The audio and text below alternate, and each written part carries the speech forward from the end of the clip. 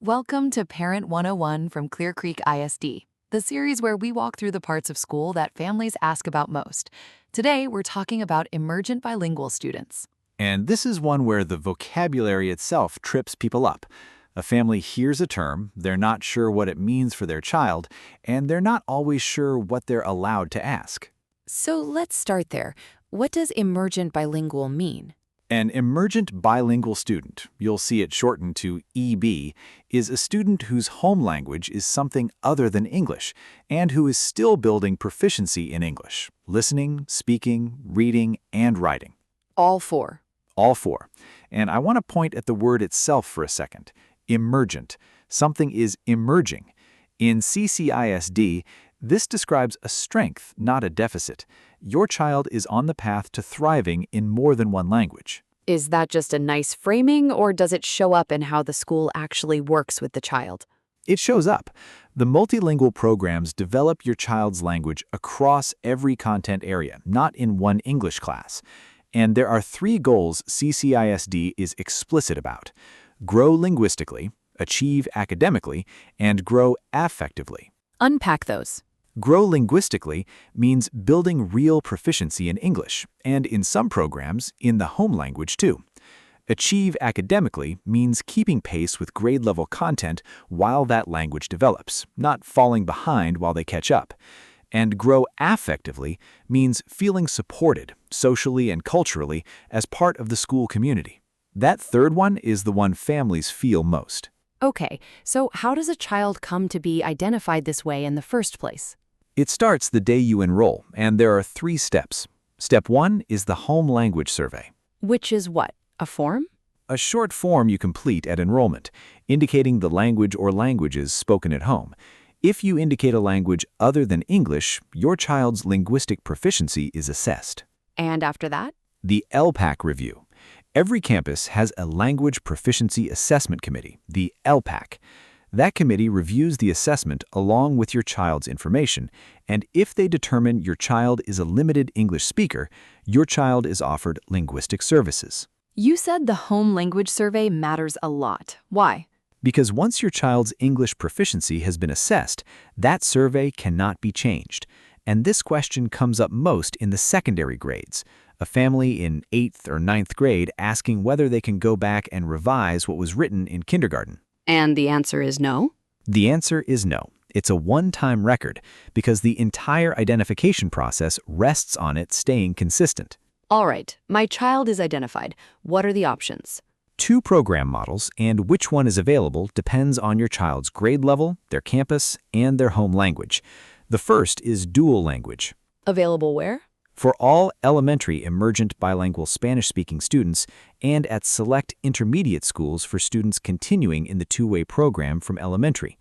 Dual language develops skills in both English and Spanish across content areas, so your child keeps building the language they came in with while they add English. And the second? ESL, English as a Second Language. That one is available at every campus, elementary and secondary, and it focuses on building English proficiency across content areas. Who decides which one my child is in? Your campus explains what applies to your child, but the choice to accept or refuse the services is yours. And that's worth sitting with because I don't think every family knows this. So let's do that.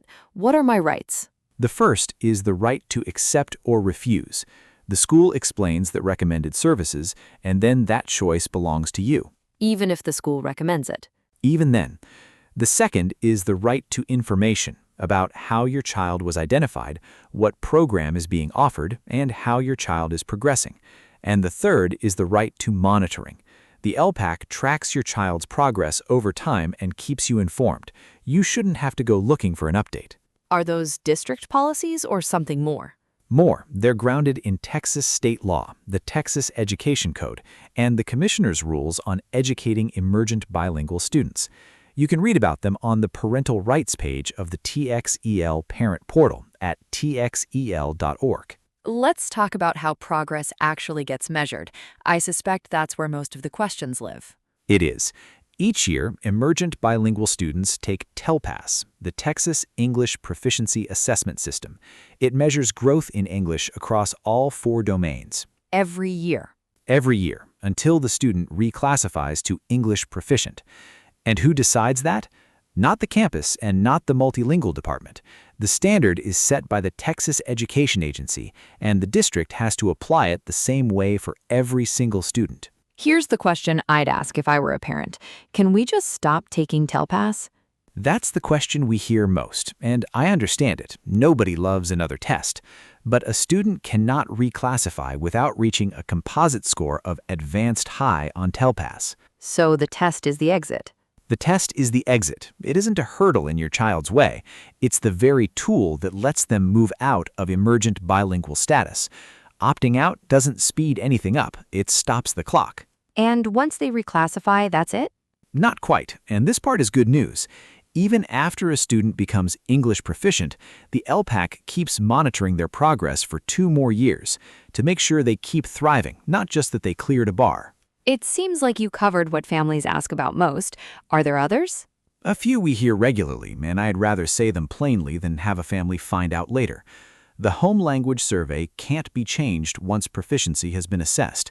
Students keep taking TELPAS until they reclassify. The reclassification standard comes from the state, not from us. And one more, the multilingual department cannot change grades. That one comes up? That one comes up, and I want to be clear that none of these are barriers we've put in a child's way. They're the statewide rules that keep the process fair for every emergent bilingual student in Texas, including yours. So if I have a question or I want to be more involved, where do I start? Your campus LPAC lead. That's the person who leads the LPAC committee at your child's school, identifying students, offering services, monitoring progress, and recommending reclassification. They know your child's situation specifically, first and best point of contact. And beyond the campus? The TXEL Parent Portal at txel.org. Under Parents and Families, you'll find resources built for you. Support for your child at home, community and family supports, classroom materials, and your parental rights. Anything else? Just that the CCISD Multilingual Department is always available to talk with you about linguistic programming and your child's emergent bilingual status. Any last thought? Being emergent bilingual isn't a label your child has to escape. It's a description of where they are right now, on the way to something a lot of people never get, the ability to live in more than one language. Stronger minds through many languages. That's the idea. When families and schools work together, every emergent bilingual student can learn, grow, and thrive. Thank you for spending time with us today. Parent 101 is a parent and family engagement initiative from CCISD federal programs, created to help every family feel informed, included, and supported. Explore every Parent 101 guide anytime at ccisd.net/parent101. And if you'd like to shape the work we do, your voice matters. Share your thoughts through our survey at ccisd.net/federal programs. Because together, we go farther.